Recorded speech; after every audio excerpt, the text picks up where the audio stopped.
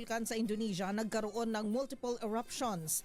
Lokal na paliparan isinara dahil sa mga pagputok. Ibalita mo yan, Jackie Resho. Nakapagdala ng multiple eruptions ang highly active volcano sa eastern Indonesia ngayong araw ng Biyernes na nagdulot ng pagsasara ng lokal na paliparan.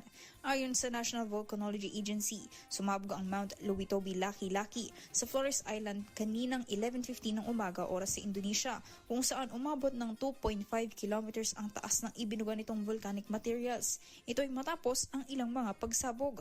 Nakataas na sa ikalawang pinakamataas na alert level para sa aktibidad ng bulkan ang Mount Lowitobi Laki-Laki na nagpapatupad ng 5 kilometers exclusion zone malapit sa bunganga nito.